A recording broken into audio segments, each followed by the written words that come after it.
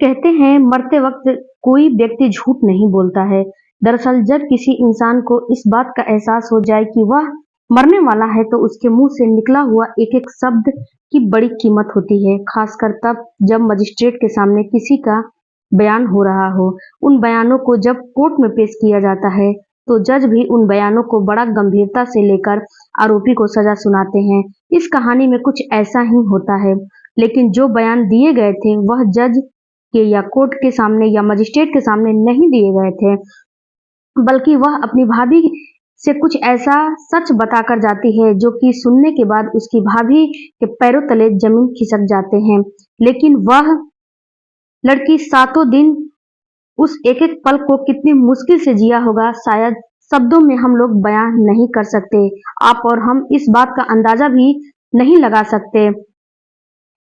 Hello family, आपका हमारे channel में बहुत-बहुत स्वागत है। फ्रेंड्स, अगर वीडियो अच्छा लगे तो इस चैनल पे केवल सच्ची कहानियाँ ही अपलोड होती है। सच्ची कहानियाँ सुनना है, स्टोरी सुनना है तो चैनल को ज़रूर सब्सक्राइब कीजिएगा। दरअसल उस लड़की के साथ जो हुआ था उसके साथ वह बहुत ही भयानक था। इस कहानी को सुनने के बाद शायद आपको भी ऐसा लगेगा जो मैं आपको सच्ची कहानी सुनाने जा रही हूँ। यह सच्ची घटना उत्तर प्रदेश का एक जिला हमीरपुर है। हमीरपुर कॉलोनी लगती है, पीडब्ल्यूडी कॉलोनी की बात मैं कर रही हूँ। 3 फरवरी 2024 की शाम की यह यहाँ से लगभग 82 किलोमीटर दूर एक जिला है जालौन। इसका ही इलाका लगता है। उरई के रहने वाले विजय के बेटे की बारात इसी हमीरपुर सदर कोतवाली क्षेत्र में आई हुई थी। जब बारात जाती है तो बारात में घर के लोग और परिवार रिश्तेदार सभी लोग शामिल होते हैं। बड़े धूमधाम से शादी सारा समारोह होता है। रात में पंडित जी अपने फेरे और औपचारिकताएं के साथ दूल्हा दुल्हन को कसम भी खिलाते हैं, साथ जीने और साथ मरने की और 7 जन्म तक ये संबंध निभाने की। सब कुछ ठीक ठाक होता है। अगला दिन निकलता है 4 फरवरी 2024 और दुल्हन को खुशी खुशी विदा कर दिया जाता है। और जब यह दुल्हन विदा हो रही थी तब लोगों में बड़ी खुशी की लहर थी, क्योंकि सब कुछ उस लड़की के भाई ने किया था। उसके माँ बाप पहले से ही मर चुके थे। बहन को बड़ी नाजों से उसका भाई ने पाला था, लेकिन उसकी उम्र लगभग 28 साल के आसपास हो चुकी थी। जब बहन विदा होती है तो काफी विलाप भी होता है और खुशहाली भी मनाई जाती है, क्योंकि उसे तो ससुराल जाना ही था। जब लड़की ससुराल विदा हो जाती है और ससुराल पहुंच जाती है तो वहां जाने के बाद उसकी जो शादी की पहली रात यानी कि जो उसकी सुहाग रात थी, वह रात इतनी भयानक हो जाएगी उस लड़की को कभी भी इस बात का कल्पना भी उस लड़की ने नहीं की होगी और ना ही उस लड़की ने ये अंदाजा लगाया होगा। उसका जो दूल्हा होता है वह सॉफ्टवेयर इंजीनियर होता है। उसकी भी उम्र लगभग 35 साल के आसपास होती है।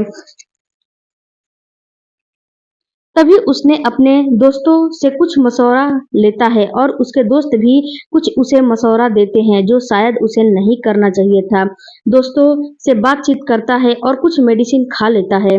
बताते हैं ऐसा दावा किया जा रहा है कि उसने शक्तिवर्धक कोई दवाई खा ली थी और दवाई खाने के बाद वह अपनी पत्नी के कमरे में जाता है सुहाग रात मनाने के लिए। जब सुहाग रात मनाने के लिए अपनी पत्नी के कमरे में जाता है तो दवाइयाँ के असर उसके ऊपर काफ़ी ज़्यादा होने लगती है, जिससे कि वह अपनी पत्नी से ज़ोर-ज़बरदस्ती करने लगता है। एक लड़की की बहुत ही अरमान होते हैं, बहुत अरमान होते हैं अपनी शादी, अपनी सुहागरात और अपनी पति के को लेकर, लेकिन ऐसा उसके साथ कुछ नहीं हुआ था और सुहागरात मनाने की कोशिश करने लगता है। पूरी रात अपनी पत्नी के साथ इतना गंदा घिनौना कृत्य करता है जैसे कि कोई हवस का पुजारी होता है और किसी खूंखार जानवर की तरह अपनी पत्नी को नोचने लगता है। उसकी पत्नी उसका विरोध करती है, लेकिन वह अपनी पत्नी के साथ मारपीट करने लगता है।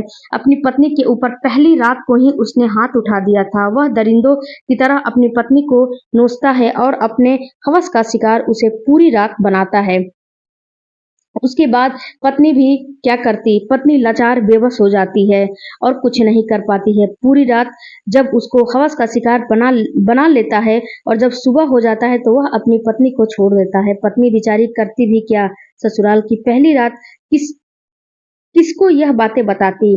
उसकी तबीयत धीरे धीरे बिगड़ने लगी थी और वह अपने ससुराल में कुछ कह भी नहीं पा रही थी कि किसी को बुरा लग जाएगा, और वह सोच रही थी कि शायद यह सब एक प्रक्रिया होता है जिससे कि हर लड़की को गुजरना ही पड़ता है, और जब अगला दिन निकलता है तो वह समझ नहीं पा रही थी कि उसके साथ क्या हुआ है, उसके साथ फिर क्या होने वाला है।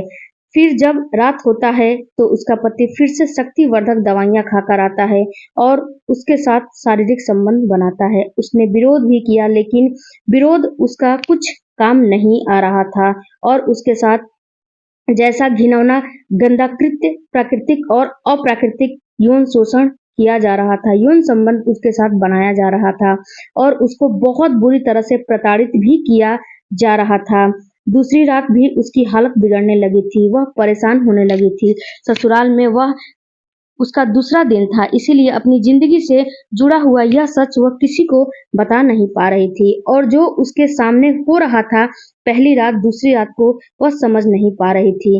क्या करे क्या न करे और किसे यह बातें बताएं, उसे समझ नहीं आ रहा था। उसे केवल एक ही बात समझ में आ रही थी कि शायद यह हर लड़की के साथ हो रहा होगा जो कि मेरे साथ यह हो रहा है।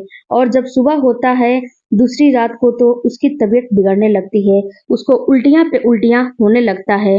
उसको घर वाले डॉक्टर बुलाते हैं और डॉक्टर कुछ दवाइयाँ देता है, लेकिन वह किसी से कुछ नहीं बताती है।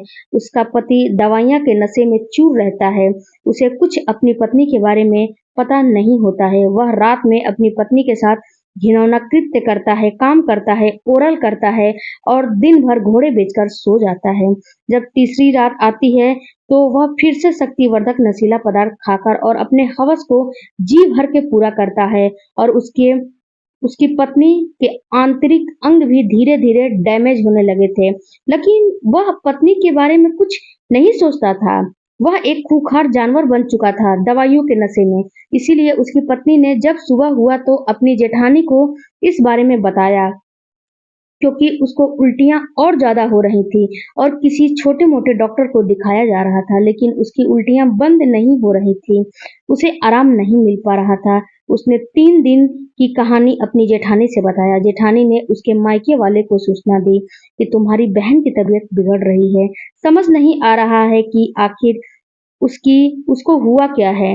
तुम लोग उसे आकर देख लो और हो सके तो कहीं उसको ले जाओ अच्छी जगह, जिससे अच्छी डॉक्टर से उसका इलाज करा पाओ, जिसका उसका उसे अब इलाज की ज़रूरत है और डॉक्टर से की ज़रूरत है।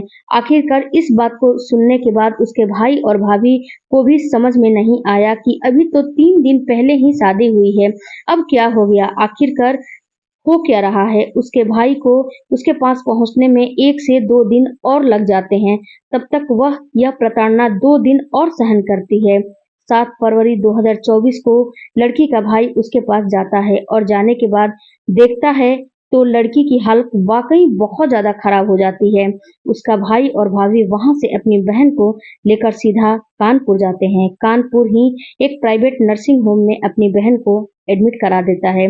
जब बहन का इलाज चल रहा था तब किसी भी डॉक्टर को ये पता नहीं चल रहा था कि आखिर इसके साथ हुआ क्या है। उसके शरीर पे कुछ चोटों के निशान थे और उसका जो प्राइवेट पार्ट था बिल्कुल डैमेज हो चुका था।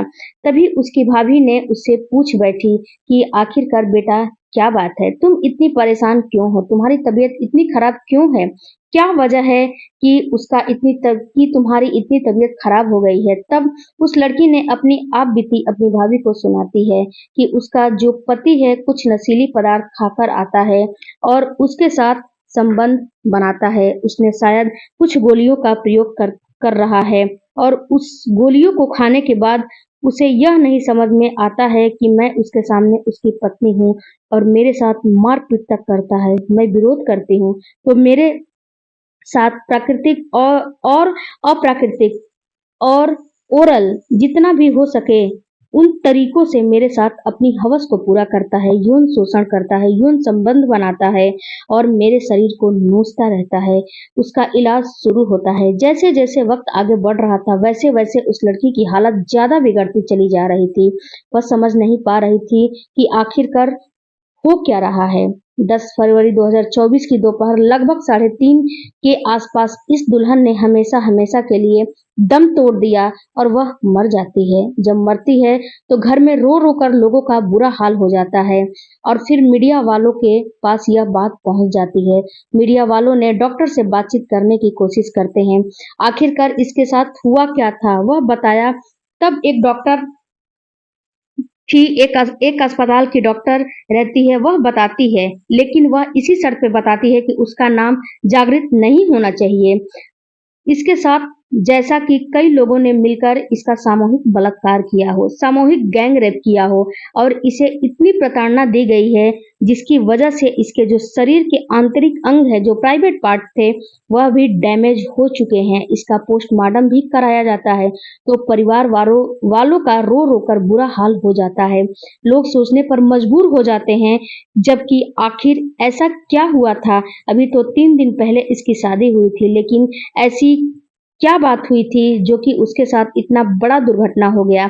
जब एक मीडिया कर्मी उसके भाभी के पास जाता है उसका बयान लेने, तब उसकी भाभी बोल पड़ती है कि उसके पति ने कुछ शक्तिवर्धक बढ़ाने वाली गोलियां खाने के बाद उसके साथ शारीरिक संबंध बनाया था, जिसकी वजह से जिंदा होते हुए भी वह एक मरे हुए के समान होती थी। तब लोग कहने पर मजबूर हो गए कि वाकई लड़की बहुत अभागी थी। पहले तो इसके माँ-बाप मर चुके थे। हालांकि भाई ने पूरी ईमानदारी के साथ उसकी शादी की, बड़ा किया और बड़े नाजों के साथ उसको पाल-पोस के बड़ा किया था। लेकिन जो उसके साथ जीने मरने की कस्में खाई थी, उसके साथ रहने की कस्में खाई थी, साथ साथ जन्म तक साथ देने की कस्में खाई थी, वह वाकई दरिंदा था। इस घटना के बाद लोगों को यकीन नहीं हो रहा था कि एक दूल्हा अपनी दुल्हन के साथ आखिरकार ऐसा कदम कैसे उठा सकता है, वो भी अपने हवस को पूरा करने के लिए, चंद हवस को पूरा करने के लिए। चंद हवस तो अगर वो दवाई नहीं खाता तो भी उसका पूरा होता, लेकिन अपने हवस को पूरा करने के लिए। हैरान करने वाली बात तो यह भी है, जब मीडिया में यह बात की खबर प्रकाशित होती है तो पता चलता है कि कौन से ऐसे दोस्त होंगे जिन्होंने यह सलाह दी कि वह शक्तिवर्धक कैप्सूल गोलियां खाकर अपनी पत्नी के साथ सुहाग रात मनाए। वह उसकी पत्नी थी। हैरान करने वाली बात यह भी है कि क्या जरूरत पड़ी थी कि वह ऐसी गलत मेडिसिन का इस्तेमाल किया। मीडिया में पहले से उसका पति बताया है कि लड़की पहले से ही बीमार थी और बीमार लड़की की शादी मेरे साथ कर दी जाती है, इसीलिए उसकी लगातार तबीयत बिगड़ती चली जाती है। उस पर तो बेवजह के इल्जाम लग रहे हैं। लड़की के भाई ने पुलिस को तहरीर दी, पुलिस अब जांच कर रही है, उचित कदम उठाने की बात की जा रही है। लेकिन मीडिया में जिस तरह की खबर आई, हैरान करने वाली है, परेशान करने वाली है, किसी को परेशान कर सकती है। मेरा इस कहानी को सुनाने का उद्देश्य किसी को परेशान करना, किसी का दिल दुखाना नहीं है। आपको बताना है कि जिसका साथ जन्म तक आपने जीने मरने की कस्में खाई हो, उसका कसम निभाना चाहिए। कम से कम उसके साथ तो इस तरह की गंदी हरकतें करनी नहीं चाहिए। और उसी के साथ क्यों, किसी के साथ भी ऐसा सोचना भी अपने आप में पाप है और घिनौना कृत्य है। ऐसा कदम नहीं उठाना चाहिए और जो भी हुआ वह बहुत गलत हुआ और जो भी ऐसा कर्म करता है उसे सजा जरूर मिलनी चाहिए। ऐसा काम बिल्कुल भी आप लोग को नहीं करने चाहिए। अगर लड़के में कुछ कमियां होती है तो डॉक्टर के पास जाए, अपनी पत्नी से उस विषय में बातें करे। पत्नी भी समझदार होती है, पत्नी बिल्कुल नासमझी नहीं होती है, समझदार होती है। कोई दिक्कत है, कोई परेशानी है तो पत्नी से बातें करके उस समस्या का समाधान निकाले। मिलते हैं अगले वीडियो में। Thank you for watching.